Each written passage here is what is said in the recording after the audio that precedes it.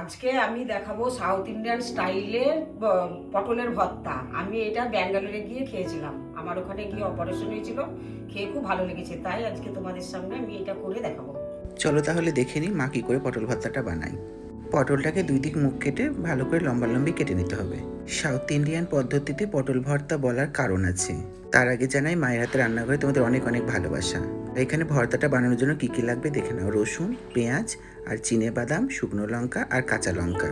কড়াইয়ে পরিমাণ মতো সর্ষের তেল দিয়ে দিতে হবে। তারপরে ধুয়ে রাখা পটলগুলো দিয়ে দিতে হবে। পটলে কোনো রকম লবণ হলুদ দেওয়ার দরকার নেই।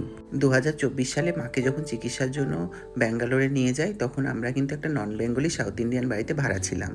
পটলটাকে আঁচ কমিয়ে কমিয়ে ঢেকে ঢেকে ভাজতে হবে।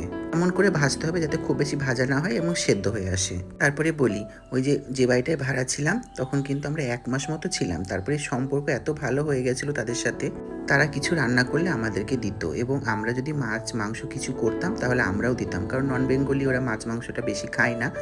পটলটা যখন এরকম সেদ্ধ হয়ে আসবে বা একটু ভাজা হয়ে আসবে, তখন তাতে লঙ্কাটা আর রসুনটা দিয়ে একটু হালকা করে নেড়েচেড়ে নিতে হবে। সাউথ ইন্ডিয়ানরা যে এত সুন্দর পটল ভর্তা করে এটা কিন্তু আমি জানতাম না, তবে ওদের স্টাইলটা একটু অন্যরকম। তারপরে ওই তেলে শুকনো লঙ্কাগুলোকে ভেজে তুলে রাখতে হবে। তারপরে তেলে বেশ খানিকটা কালো জিরে ফোড়ন দিতে হবে। তাতে পেঁয়াজ কুচিগুলো দিয়ে ভাজতে হবে। ততক্ষণ পেঁয়াজটা ভাজা হতে হতে মা ততক্ষণ পটলটাকে বেটে নেবে। কাটার সময় বাদাম আর পটল, রসুন আর কাঁচা লঙ্কাটা একসঙ্গে পেস্ট করতে হবে। আমরা যখন ব্যাঙ্গালোরে 1 মাস ছিলাম, যে বাড়িটায় ভাড়া ছিলাম, ওই দিদির কাছে অনেক রান্না শিখেছিলাম। ওরা দারুণ রান্না করে।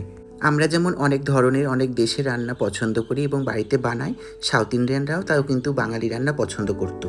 তবে এই ভর্তাটা যে কি অসাধারণ হয় খেতে, আমরা ব্যাঙ্গালোর থেকে আসার পর 2-1 বার করেছিলাম, সেই টেস্ট এখনও মনে আছে, তাই আবারও এই আজকে করলাম। পেঁয়াজটা কিন্তু খুব ভালো করে ভাজতে হবে। দেখো এরম করে ভেজে নিতে হবে। পেঁয়াজটা ভাজা হয়ে গেছে, তারপরে যে বেটে রাখা পটল, রসুন, লঙ্কা, বাদাম ওইটা দিয়ে দিতে হবে। ওইটা দিয়ে কিন্তু বেশ খানিকক্ষণ কষাতে হবে। তারপরে পরিমাণ মতো লবণ, পরিমাণ মতো হলুদ দিতে হবে। ওরা কারি পাতা দিয়েছিল, তবে কারি পাতাটা আমার ভালো লাগে না, তার জন্য আমরা কারি পাতা দিইনি। তবে তোমরা চাইলে কারি পাতাটা ফোড়নের সময় দিতে পারো এবং ধনে পাতাও দিতে পারো। ওদের কাছ থেকে মা বেশ কিছু রান্না শিখে এসেছিল, ইডলি, ধোসা, সাম্বার, তারপরে বেশ কিছু ভাজি। তবে আমি কিন্তু শুধু জানতাম বাঙালিরা এবং বাংলাদেশিরাই ভর্তা প্রেমী। তবে এটুকু জানতাম না যে সাউথ ইন্ডিয়ানরাও ভালো সুন্দর ভর্তা বানায়।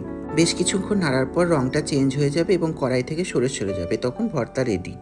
তারপরে শুকনো লঙ্কাতে একটু লবণ দিয়ে শুকনো লঙ্কাটা হাত দিয়ে ভালো করে ডলে নিতে হবে, দিয়ে গুঁড়ো করে নিতে হবে। তারপরে ওই ভাজা লঙ্কার মধ্যে ভর্তাটা দিয়ে দিতে হবে। তারপরে ভর্তাটা দিয়ে ভালো করে হাত দিয়ে মিক্সড করে নিতে হবে। গরম ছিল তাই মা পারছিল না। তবে ওরা ভর্তা